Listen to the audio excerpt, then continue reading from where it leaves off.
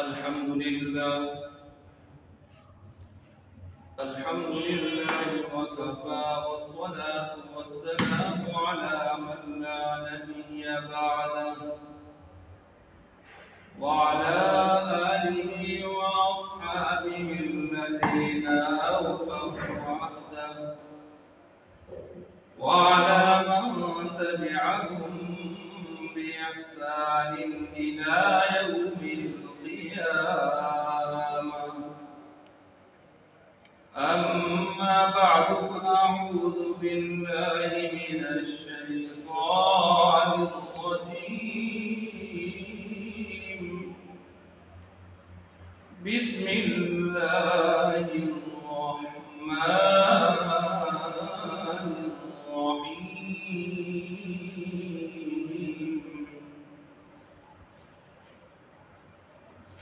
ولله على الناس حج البيت من استطاع إليه سبيلا ومن كفر فإن الله غني عن العالمين.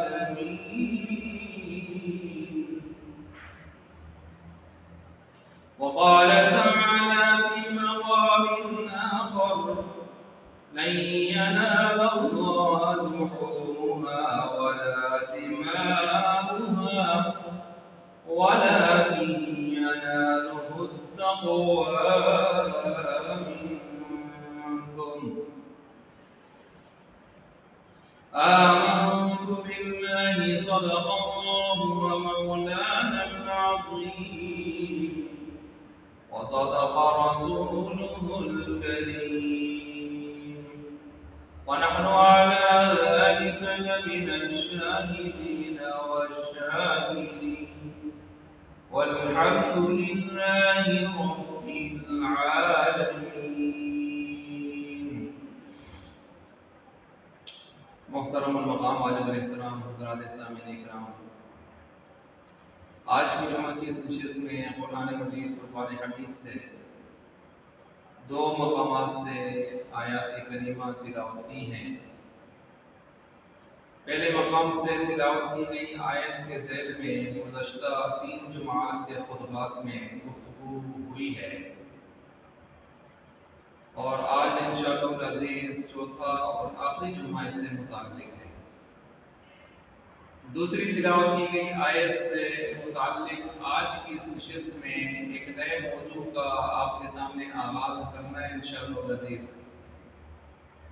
साबिक़ा जो मौजू चला आ रहा था वो तो था फ़रीज़े हज व उम्रा। जो नया मौजू आज आखिर में साथ उसकी शुरुआत होंगी तो वो होगा फ़रीज़े कुर्बानी। फ़रीज़े हज व उम्रा जो पहला मौजू चला आ रहा है उससे मुताल्लिक़ 3 जुमात के खुतबात में मैंने आपके सामने पहले जुमा पर घर से हाजी कैंप, वहाँ से पाकिस्तानी एयरपोर्ट, सऊदीया एयरपोर्ट, वहाँ की रिहाइशगाह अजीज़िया और फिर वहाँ से मताफ तक पहुँचना। दूसरा जुमा में मताफ में उम्रा शुरू करना और उम्रा इख्तिताम पज़ीर करना। तीसरे जुमा में गुज़श्ता जुमा आप हज़रात के सामने हज का के 5 जो अय्याम होते हैं उनको किस तरह आपने गुजारना है, कौन से दिन में कौन से काम करने हैं, कौन सी गलतफहमियाँ गलतियाँ उनसे अपनी जान बचानी है, ये चीज़ें गुज़श्ता जुमा तीसरे जुमा में मैंने बयान की हैं। गोया घर से लेकर वापसी घर तक जो सिलसिले थे वो मैंने हज और उम्रा के एतबार से इस मुबारक सफ़र के, चाहे वो शरई मसाइल हों या इंतज़ामी मसाइल मामलात हों, दोनों से मुताल्लिक़ चीज़ा चीज़ें मैंने 3 जुमात के खुतबात में आप हज़रात के गोश गुजार कर दी हैं और वो तीनों रिकॉर्डिंग में मौजूद हैं। जो लोग भी हज पर गए जा रहे हैं उनको, जिनको मैंने भेजी अल्हम्दुलिल्लाह उन्होंने बहुत अच्छा पाया उसको और उन्होंने कहा कि हमने इनसे बड़ा फ़ायदा हासिल किया। जिसमें मैंने कदम ब कदम शरई मसाइल भी और इंतज़ामी मसाइल भी आपके सामने रखे थे। आज की इस नशिस्त में सबसे पहले इसी मौजू से मुताल्लिक चौथा जुम्मा है। आज फ़ज़ाइल व वईदें हज के हवाले से और कुछ मनगढ़ंत किस्म के हीले बहाने, जिनायात, क्या कुछ चीज़ें मना हैं इहराम की हालत में, और अगर कर ली तो उन पर क्या आता है। ये चीज़ें करने के बाद कुर्बानी का मुख्तसर सा तारुफ और आइंदा इंशाअल्लाह कुर्बानी की तफसीली बहस आपके सामने रखी जाएगी। सबसे पहले फ़ज़ाइल के हवाले से अगर हम देखते हैं तो फ़ज़ाइल के हवाले से मुख्तलिफ किस्म के फ़ज़ाइल हमारे सामने आते हैं। मसलन एक रिवायत में आता है कि 3 आदमी अल्लाह के ख़ास मेहमान होते हैं। 3 आदमी अल्लाह के ख़ास मेहमान होते हैं। अब वो 3 आदमी जो अल्लाह के ख़ास मेहमान होते हैं वो कौन से हैं? एक गाजी है जो अल्लाह के रास्ते में मुजाहिद की हैसियत से लड़ रहा है दुश्मनों से, तो जब तक शहादत जामे शहादत नोश नहीं कर लेता वो गाजी है। तो ये गाजी मुजाहिद ये अल्लाह का मेहमान ख़ास है।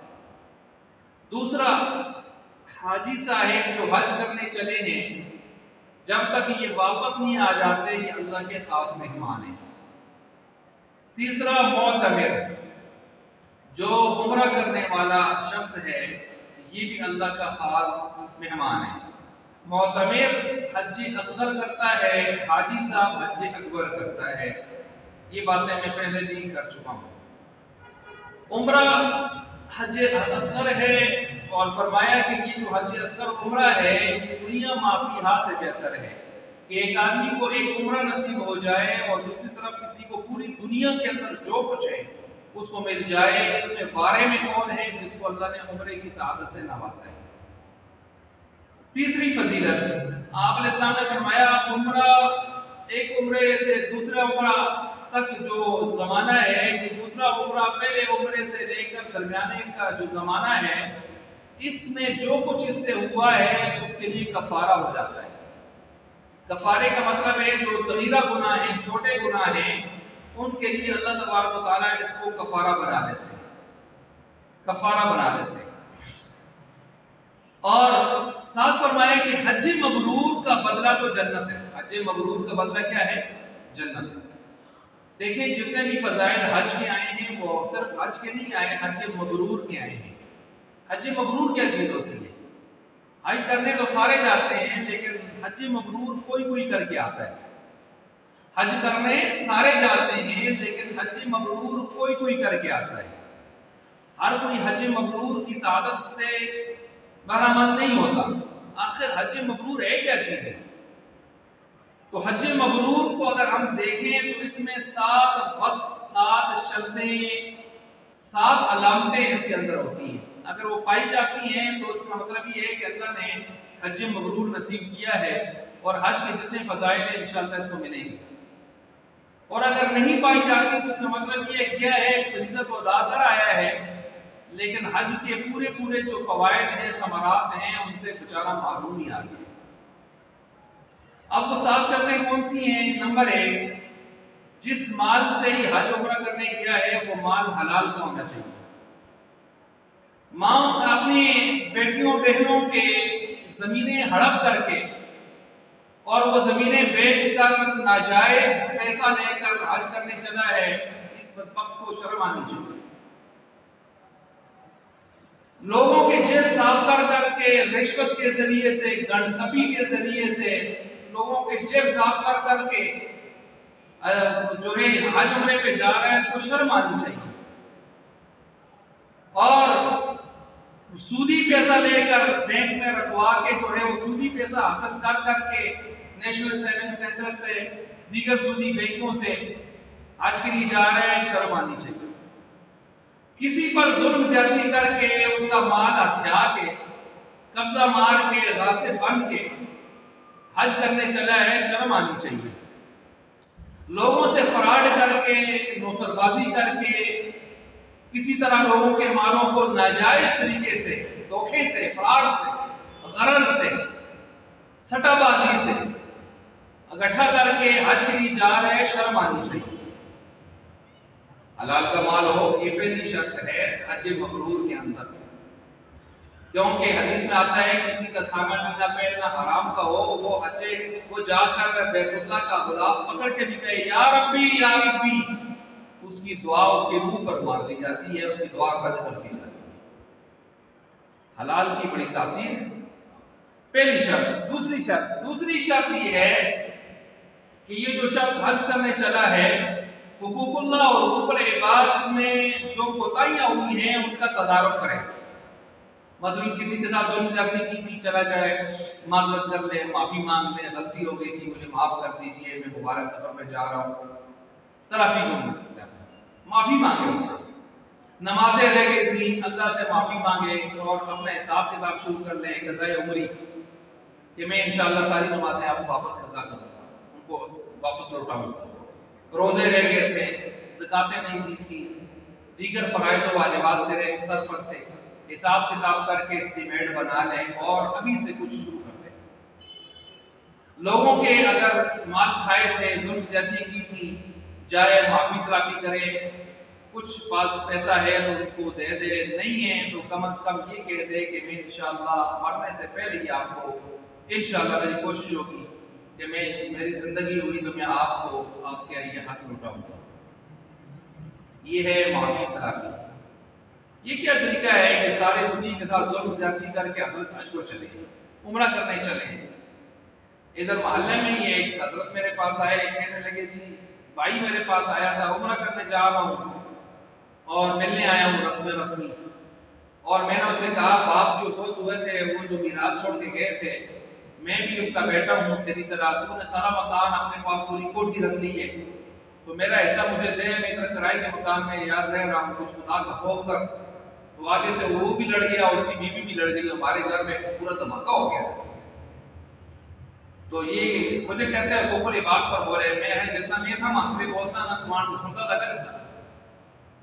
तो बहरहाल जिसको बेचारे को शर्म लगती है उस समय तक कुछ बोलते ही क्यों नहीं। तो बहरहाल ये भी तरीका कोई नहीं है, हलाल का माल हो और हलाल के माल के साथ मैंने क्या कहा, हुकूकुल इबाद में जो डंडियां मारी हैं उनका तदारुक और तलाफी की सूरतें बनाए, प्लानिंग बनाए, एस्टीमेट लगाए। तो मैं मुख्तसर कर रहा हूँ, टाइम चूंकि थोड़ा है। तीसरा वस्फ हज मबरूर का, तीसरी अलामत वो ये है कि हज उम्रा सीखे। हज उम्रा कैसे करना है सीखे ना, इसने पहले से सीखा हुआ है, कैसे जाके करे।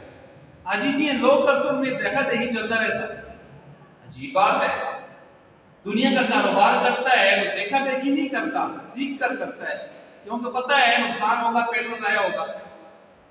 दुनिया के बाकी कारोबार करता है तो बहुत मैं लोगों के पास जाके मशवरे करता है, पैसे दे के वकीलों से मशवरे करता है अपने केस को जानदार बनाने के लिए। आज इतना लवारिस आ गया है कि ये लोग कर सकते नहीं कर सकते।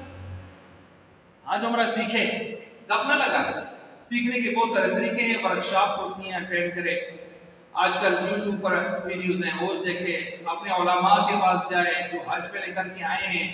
उलमा खास तौर पर, आप लोगों का हज भी ऐसे ही होता है, तो मतलब ज्यादातर जिन्होंने 2-3-4 हज किए हों और पढ़े लिखे लोग हों तो वो ठीक होते हैं, लेकिन इक्का दुक्का हज जिसने किया हो और वो भी ऐसे ही आते जाते बस किया हो तो उस बेचारे को कोई पता नहीं होता, बेशक हज किया उसने। तो माहिर आदमी के पास जाके अपना हज अपना पूरा तरीकेकार सीखे। मैंने अर्ज किया, मैंने 3 जुम्मों में आपके सामने घर से लेकर वापस घर तक मैंने 3 जुम्मों में आपके सामने पूरा खुलासा बयान कर दिया। आज कभी उम्रे कभी आने जाने के रिपोर्ट्स का भी साथ, इतना कोई लंबा चौड़ा नहीं है कि आदमी इसका यात्रा ना कर सके। अच्छा जी, 3 काम हो गए। आज उम्रा सीखे, कम ना लगाए, क्योंकि जो पहली मरतबा जाता है ना, अच्छा पढ़ा लिखा क्यों ना हो, गैर आलिम, वो पहली मरतबा देखने जाते हैं लोग करते क्या है। दूसरी मरतबा अगर जाए तो वो फिर सीखने जाता है, देखा तो होता है पहले। तीसरी मरतबा फिर वो करने जाता है। हालात ऐसे हैं वहां पर, तो एक तो रश हुजूम, दूसरा लंबे लंबे सफर, तीसरा गर्मी उरूज पे। तो इस तरह के वैसे भी परदेश के आदमी के औसान खता हुए होते हैं, तो इसलिए सीख के जाएगा तो बड़ा फायदा होगा, नहीं तो परेशानियां कदम कदम पे होंगी।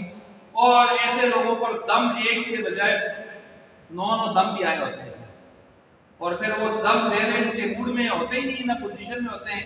आजकल एक दम देने से आदमी को पूरा दम निकलता है उसका, 50,000 का एक पकड़ा तो भले इसकी बेचारा, तो फिर वो दम बन जाता है उसके लिए। इसलिए एहतियात भी ना करें। बहरहाल 3 तो ये हो गए अलामतें। बस चौथा पांचवा छठा कुरान ने बयान किया है, फला रफता वला फुसूका वला जिदाल फिल हज। फला रफता का मतलब है कि कोई बेहयाई के काम ना करे, वहां बेहयाई के काम ना करे। कुरान ने कहा वहां किसी इंसान बेहयाई के काम करेगा, वो सफर इतना मुबारक है कि वहां किसी की नजर ही नहीं उठती। बैतुल्लाह में मर्द औरतें, हालांकि औरतों को नीचे मकाम में नहीं आना चाहिए, लेकिन बस बात बेहतियाती करती हैं, आती है नीचे।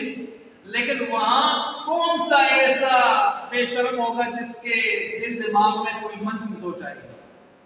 वहां हर एक पसीनों में डूबा होता है, आंखों में आंसू होते हैं, एक अजीब सी कैफियत होती है।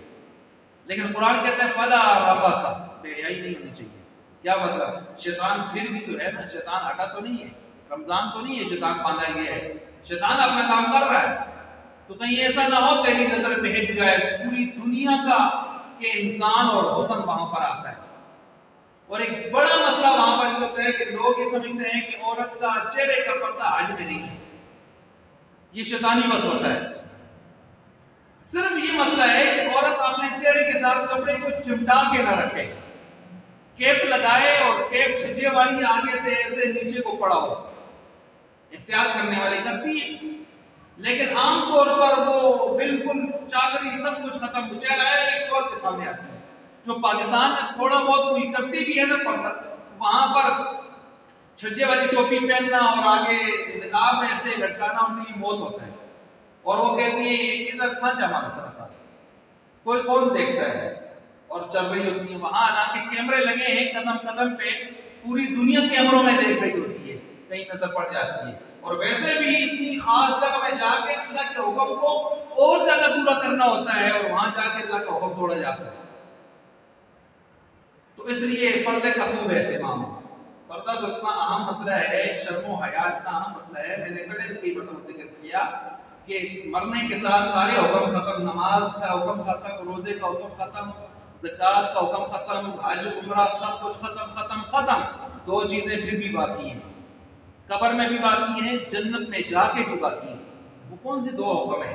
वो एक हया है, एक पर्दा है। किधर लिखा है?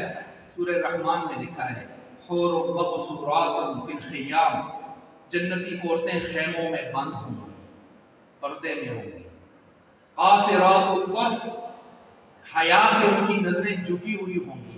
जन्नती औरतें हया वाली भी होंगी, पर्दे वाली भी होंगी। पता चला जन्नत में कोई हुक्म नहीं है, लेकिन 2 हुक्म हया और पर्दा वहां भी है।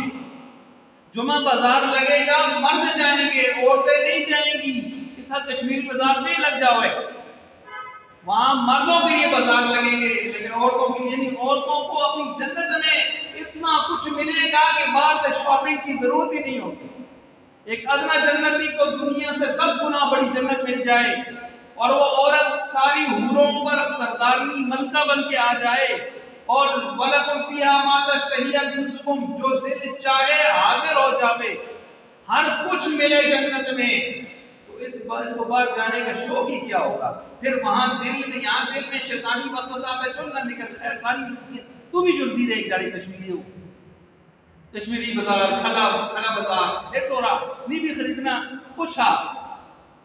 वहां ये गंदगी या मनफी सोच का अरमान पैदा ही नहीं होगा। जन्नत है ना भाई, जन्नत में मनफी सोच नहीं पैदा होती, जन्नत में मुस्बत सोच ही आएगी, बस मनफी सोच नहीं आ सकती, वो जन्नत है। खैर, मैंने कहा ये 4 अलामतें तो ये हो गई। फला रफसा, चौथी क्या बयान की? बेहयाई नहीं करे। तो कहीं ऐसा ना हो मक्का में, मदीना में, ज़ियारात में, सफर में, जहाज में आते जाते कहीं औरतों में इसकी नजर न बहक जाए, दिल न बहक जाए। फला रफसा, अपने आप को गुनाह से, बेहयाई से बचाए। खासकर हजर असवद को बोसा देते हुए मताफ में। वला फुसूका, और अपने आप को फिस्क व फुजूर से बचाए। क्या मतलब? अल्लाह के हुकूक में डंडियां ना मारे। क्या मतलब? मतलब ये है कि वहां जाके हम कहते हैं हम अल्लाह के पड़ोस में कोई आए हैं और अल्लाह अपने पड़ोसियों को बड़ा ख्याल करता है, लिहाजा खाओ पियो तो सो, ऐसी लगे दिन ठंडे कमरे। और अजीजिया कहते हैं मिस्र, ये भी हरम के अंदर है, तो कहते हैं इधर भी नमाज पढ़ी तो इतना ही सवाब है जितना बैतुल्लाह में पढ़ी, हरम के अंदर पढ़ी, क्योंकि हरम का ऐसा है। खाओ कैसे? अरफात वाले दिन मैंने पिछले जुम्मों में बयान किया ना, अरफात वाले दिन 4-4 कार्टन सराहने रखे होते हैं दूध के, दही के, खाओ पियो लंबे हो जाओ बस। और कोई है कि उठो जी वकूफ करो, आगे से जवाब आता है सोते तक आदमी हाजी हो जाते हैं। अरफात जाइए जी, माशाअल्लाह। तो ये चीजें वला फसूका, जहाज में जाते हुए 350-500 लोग बैठे होते हैं जहाज में, आप गिनती गिन लें तो आपको 10, 15, 20, 30 से ऊपर लोग नमाज पढ़ते हुए नजर नहीं आएंगे। सबने आराम पहना लेकिन नमाज नहीं पढ़ेंगे। किने पढ़ दो, किया पढ़ा जवाब आजी, किया पढ़ा, कोई इजाजत में नमाज होती ही नहीं। आई बात समझ? कोई कहते हैं शर्म आती है कि घर की नमाज पढ़ सकते।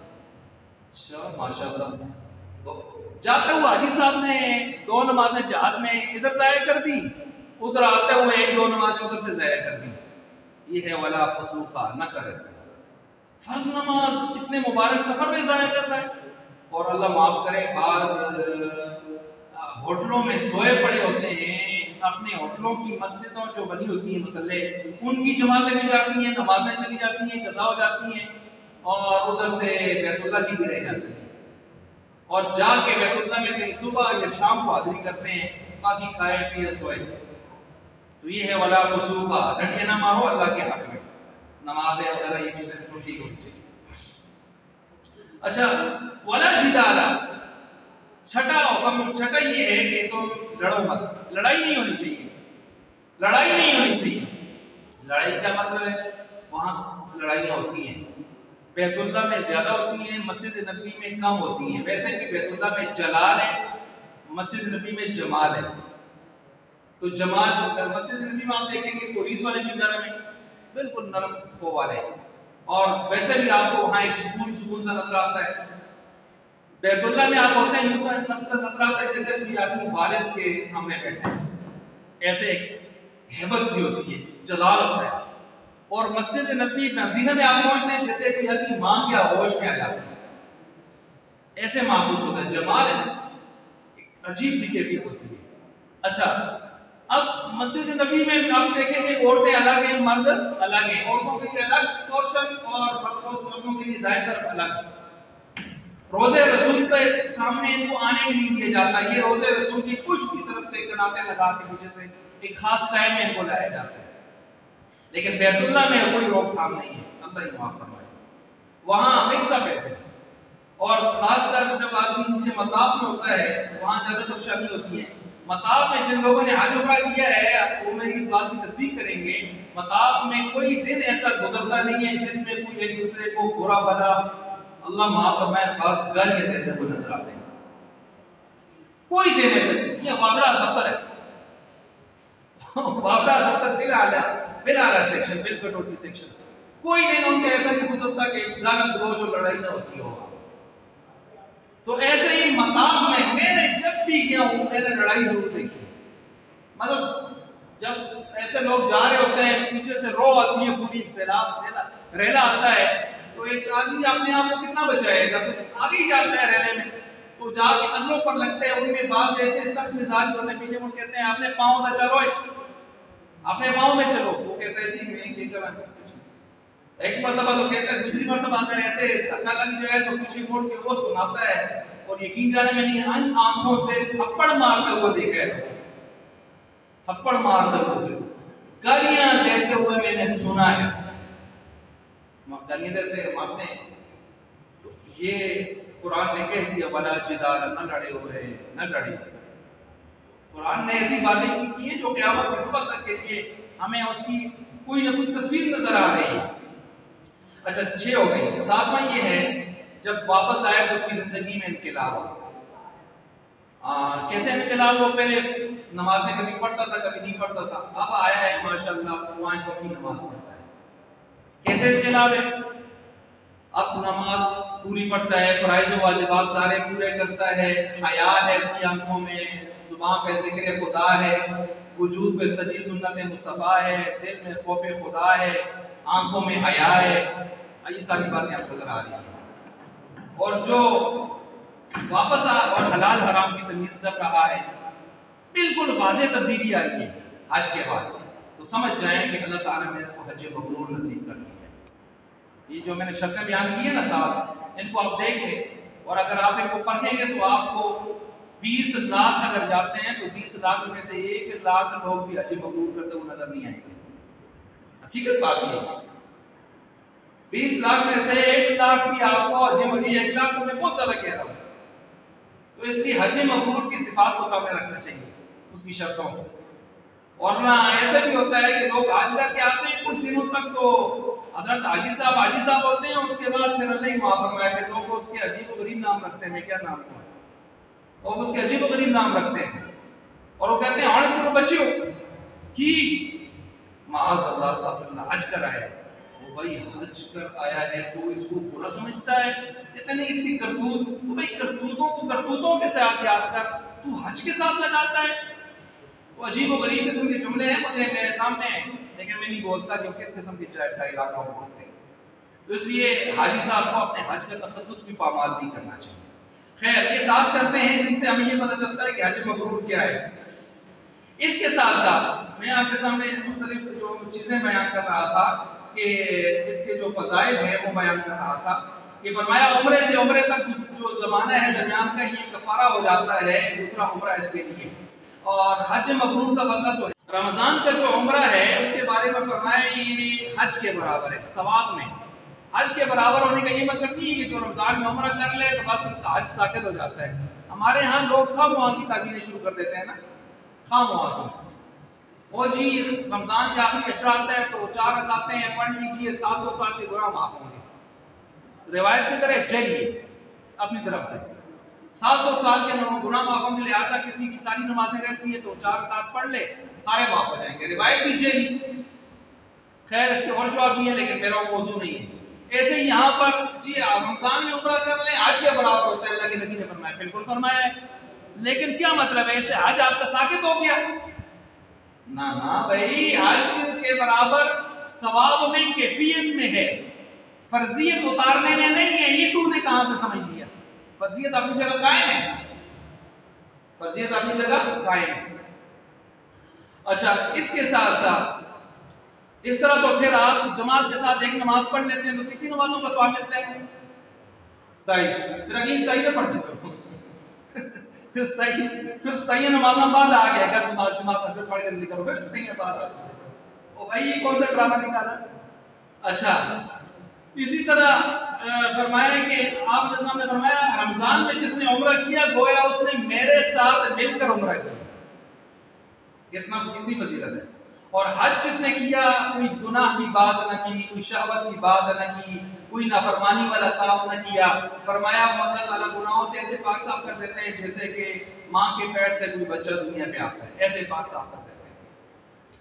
पे दर पे हज उम्रा किया करो, ये ऐसे ही गुनाहों को पाक साफ करता है जैसे सुनार की भट्टी जो है ना या लोहार की भट्टी, वो लोहे से सोने से दांतों से जो जंग दूर करता है ना उसकी भट्टी, ऐसे ही अल्लाह ताला आपे दर पे हज उम्रे से तुम्हारे गुनाहों को तुम्हें साफ कर देगा। अच्छा जी, मैं कुछ है हाजी साहब जब हज करके वापस आवे तो फरमाया जाओ उससे मिलो, उससे गुजारिश करो कि तुम्हारे लिए मग़फ़िरत की दुआ करे, लेकिन घर में दाखिल होने से पहले पहले जाके उससे मिलो।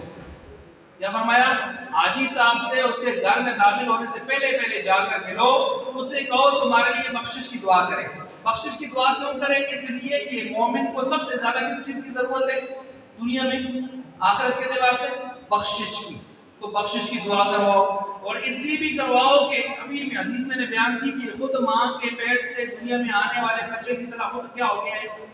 पाक साफ, जिसको हज मबरूर नसीब हुआ है 7 शर्तों वाला जो मैंने बयान किया है वो। तो अब इससे तुम अपने लिए बख्शिश की दुआ करो। घर में दाखिल होने से पहले क्यों फरमाया है? तो इसका एक मतलब तो ये है कि जल्दी जल्दी जाओ, ऐसा ना हो हज करके आए और 4 महीने बाद में जाओ सुने तो तुसी आई तक आए तो सब बिल्कुल खजूरा पानी हुआ बेचारा सी जी मैं तक वो का गया 2 महीने पहले तू कौन नहीं आता है वो बेचारा शर्मिंदा हो जी कम वाटर जल्दी जाए कुछ खजूरें सुने जो भी है वो आपको। दूसरा मतलब इसका ये है कि जल्दी जल्दी जाओ, घर में दाखिल होने से पहले दुआ करवाओ, क्योंकि हाजी साहब अभी पक्षाया आए हुए हैं, कहीं ऐसा ना हो फिर पटरी तो ले जुले। तो इसलिए जल्दी जल्दी जाओ, ताजे ताजे पक्षाया आए हैं, दुआ करवा लो अपने लिए, कहीं उसके बाद फिर वो कुआड़ी बन या पुराना हो गया तो काम खराब हो गया, जल्दी जल्दी इसको काम खराब हुआ बख्शिश के लिए दुआ करो। अच्छा, इसी तरह कुरान करीम में वाज़िन फिन नास बिल हज यअतूका रिजाला, लोगों में ऐलान करो हज का, आएंगे आपकी तरफ, पैदल भी आएंगे, सवारियों पर भी आएंगे, दुबले पतले सारे आएंगे। या अल्लाह मैं ऐलान करूं, स्पीकर नहीं है ना कोई ऐसा आला है कि पूरी दुनिया तक सारे इंसानों तक रूहों तक मेरा पैगाम पहुंचे। फरमाया इब्राहिम आवाज लगाना आपका काम है, जिसने करना है उस तक पहुंचाना मुझ रब का काम है। और अल्लाह ने पहुंचाया रूहों तक, रूहों ने लब्बैक जिसने कहा था इंशाअल्लाह हाजिरी करेगा, हाजिरी करेगा वो। और फिर सबसे ज्यादा जो अल्लाह ताला बंदे आजाद करते हैं जहन्नम से, आरफा का दिन होता है जब अल्लाह की खास रहमत बरस रही होती है, और उस दिन अल्लाह ताला थोक के हिसाब से मोमिनीन की बख्शिश फरमा रहे होते हैं, और इस थोक के हिसाब से जो बख्शिश हो रही होती है इसको देखकर शैतान जलील ख्वार हो रहा होता है और लोटपोट हो रहा होता है कि आज मेरी सारी मेहनत जाया हो गई। खासकर जब लब्बैक अल्लाहुम्मा लब्बैक हाजी आवाज मिला के पढ़ते हैं ना, उस वक्त इसको आग लगी होती है बेचारे। जिस तरह अजान जब होती है तो हदीस में आता है ये बड़ी तेजी से भागता है कि इम्तियाज साहब की अजान न सुने, और हदीस में आता है गूंज मारते हुए, यानी हवा छोड़ते हुए भाग रहा होता है, यानी इतना उसको गुस्सा होता है और तेजी से जाना होता है। अल्लाह के जिक्र से, अल्लाह के नाम से इसको इस कदर नफरत है। अच्छा जी, इसी तरह हाजी तलबिया पढ़ता है दाएं बाएं आसमानों तक, सारी मखलूकात इसके साथ तलबिया पढ़ने में मसरूफ, और इसके साथ फरमाया हाजी कभी फकीर नहीं होगा अगर हज मबरूर मिला है इसको और शौक ज़ौक़ के साथ किया है। हज उम्रा जिहाद के लिए जो शख्स निकला, फरमाया इस सफर में अगर मर गया क़यामत तक अल्लाह ताला इसके लिए अजर लिखते रहेंगे। हज उम्रा हर साल जो भी है इसके लिए अजर लिखा जाता रहेगा।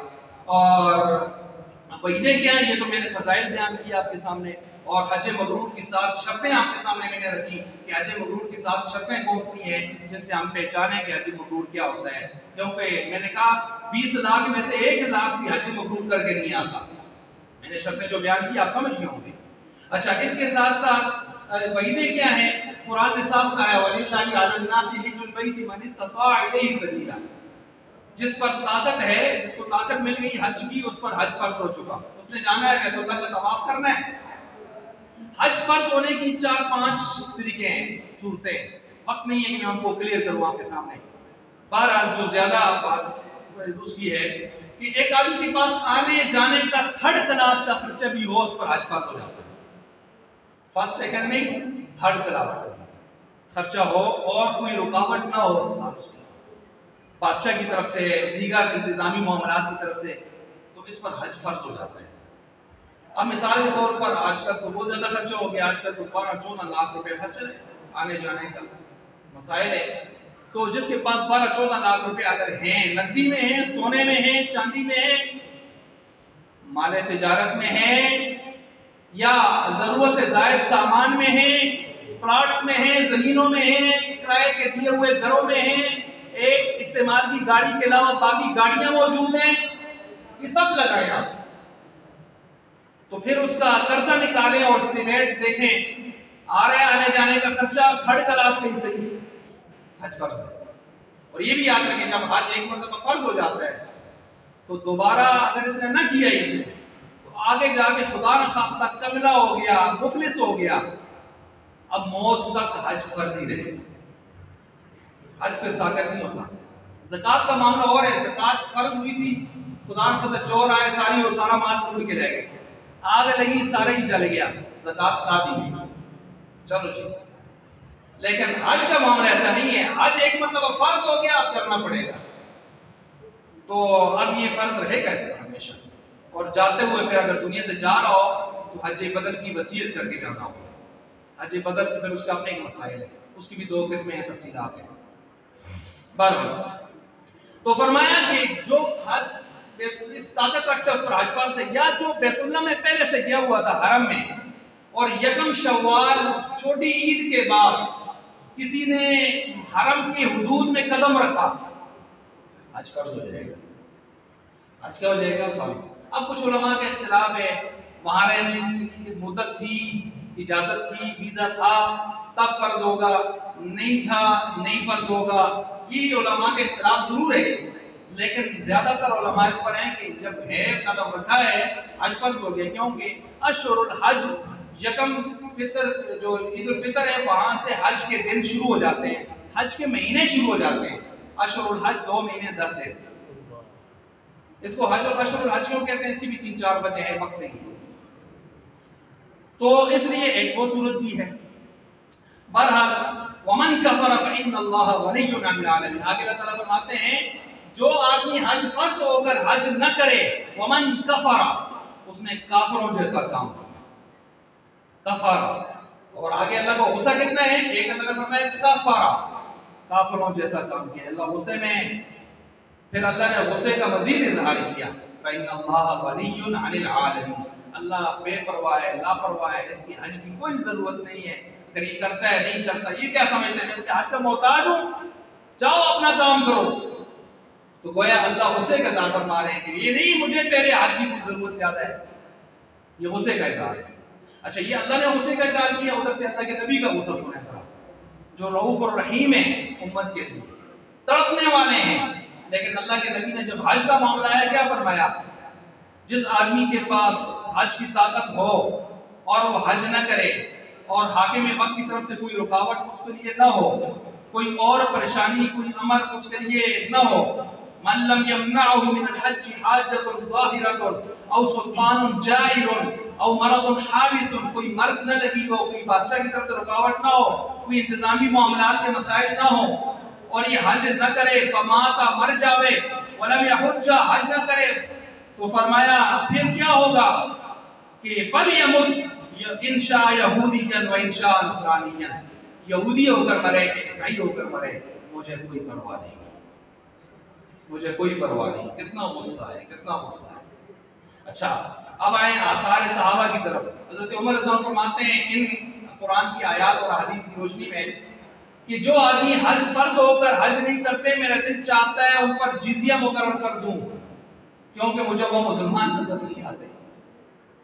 तो क्या पता चला, हज फर्ज होकर हज की फिक्र न करना ये काफिरों का काम है, मुसलमानों का नहीं है।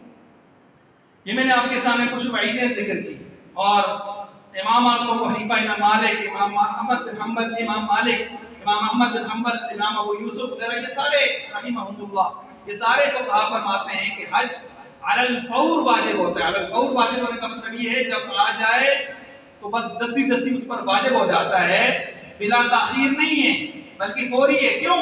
रिवायात पेश करते हैं इसलिए कि हज का एक वक्त है, मौत का कोई वक्त नहीं।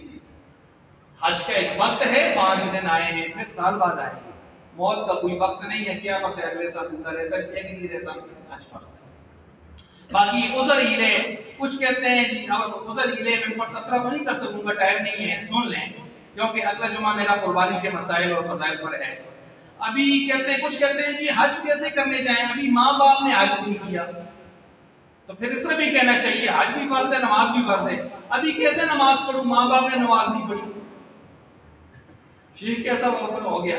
ये भी एक चतरा पत्र है, माँ बाप ने आई नहीं किया, मैं कैसे हज करूं? लोग क्या कहेंगे? माँ बाप पर नहीं फर्ज, कुछ पर फर्ज हो गया तो जाके कर अपना फर्ज अदा कर, उन पर फर्ज नहीं हुआ। अभी जवान हूं, क्या मतलब?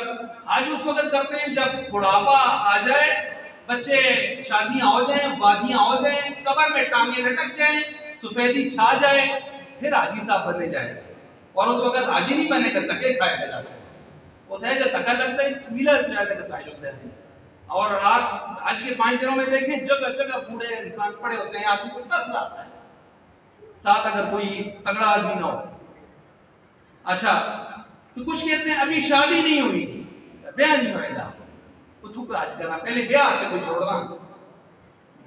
ऐसी शादी के लिए कुछ लाखों जोड़े हैं, आज फर्ज हो गया है, तो पहले शादी नहीं हज करना होगा। वो अलग बात है कि कुछ हजरात निकाह फर्ज हो जाने या वाजिब हो जाने की सूरत में फिर वो गुंजाइश देते हैं जब इंसान बेहयाई में खुदा न खास्ता पड़ा हो और ईमान बचाना जरूरी हो गया हो, तो वो एक अलग सूरत है। अच्छा, जवान औलाद की शादियां भी नहीं हुई, बच्चियों की शादियां नहीं हुई, तो मैं हज कैसे करूं? अच्छा जी, अपना घर नहीं बना, किराए के घर में रह रहे हैं, हज कैसे करूं? घर खानदान वाले क्या कहेंगे? अभी बड़ों ने खानदान में हज नहीं किया, मैं जाऊंगा, लोग कहेंगे केस को दबे ये नवा आया जी हाजी बनना।